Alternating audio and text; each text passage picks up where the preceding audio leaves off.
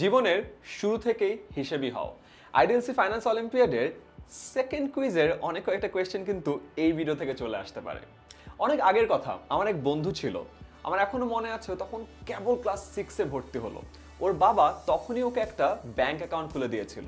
শুনলাম ক্লাস 5-এর ওর যে বৃত্তির টাকা পেয়েছিল, ওই টাকাটা নাকি সে ওই ব্যাংক অ্যাকাউন্টে জমা করে।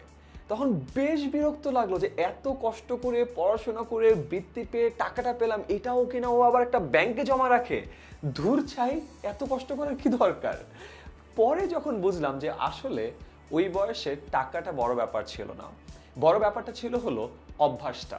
আর এই শুরুটা তুমি যেই ক্লাসে আছো না কেন, সেই ক্লাস থেকে আসলে শুরু করে দিতে পারো, কারণ এর কারণে তোমার অভ্যাসটা আস্তে আস্তে গড়ে ওঠে। হিসেবি হওয়ার অর্থ এই নয় যে তোমাকে কিন্তু কিপ্টে হতে হবে।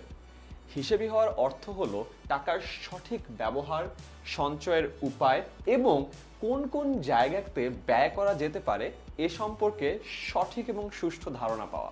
দুজনে উদাহরণ দেই।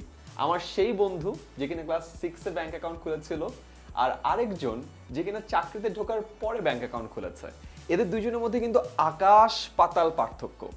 যে কিনা ক্লাস 6-এ ব্যাংক অ্যাকাউন্ট খুলেছিল, সে কিন্তু ব্যাংকের সকল নিয়ম কানুন একেবারে ভালো করে জানে এবং তার ব্যাংকে যেতে বা আসতে একেবারে বিন্দুমাত্র কুণ্ঠাবোধ করে না।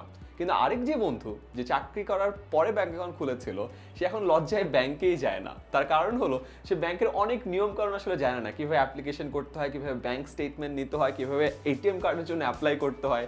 এই লজ্জায় তার ব্যাংকের এই নিয়ম কানুনগুলো জানাই হয় না, কারণ সে অলওয়েজ আরেকজনকে পাঠিয়ে দেয়। তুমি চিন্তা করো ক্লাস 6-এর ওই বন্ধুটির ব্যাংক অ্যাকাউন্ট খোলার সিদ্ধান্তটা কতটুকু সঠিক ছিল। অনেকে টাকার দরকার পড়লে কিন্তু ধার করে, এই অভ্যাসটা কিন্তু আমাদের অনেকেরই আছে। এই অভ্যাস থেকে প্লিজ চেষ্টা করো যত দ্রুত সম্ভব সরে আসতে পারো। কারো কাছে ঋণী থাকা যাবে না। পারতপক্ষে বিপদে পড়ে ধার করলেও সেই ধার যত দ্রুত সম্ভব শোধ করে ফেলো। নিয়মিত হিসাব ট্র্যাক করার জন্য কিন্তু অনেক মোবাইল অ্যাপ রয়েছে। তুমি প্লে স্টোরে যাও, মানি ম্যানেজার দিয়ে সার্চ করতে পারো, মানি ম্যানেজমেন্ট দিয়ে সার্চ করতে পারো, দেখবা যে অনেক অ্যাপ চলে আসছে। আমার নিজের একেবারে পার্সোনাল ফেভারিট হলো মানিফাই। এই অ্যাপের মাধ্যমে তুমি তোমার প্রতিদিনের আয় ব্যয়ের হিসাব, খরচের যাবতীয় জিনিসপত্র সুন্দর করে ট্র্যাক করে ফেলতে পারো। এখান থেকেই তুমি দেখতে পারবে তোমার কোন জায়গাগুলো থেকে সব থেকে বেশি খরচ হচ্ছে। তোমার উবার পাঠাও বেশি খরচ হচ্ছে, নাকি রেস্টুরেন্টে ফাস্টফুড বিলের জন্য বেশি খরচ হচ্ছে, নাকি গিফট কেনার কাজে বেশি টাকা খরচ হচ্ছে। আর এই বাজেট পরিকল্পনা যখন তুমি করে ফেলতে পারবা, প্রতিদিনের হিসেবের সবকিছুই তোমার একটা ট্র্যাকিং প্ল্যানে চলে আসবে।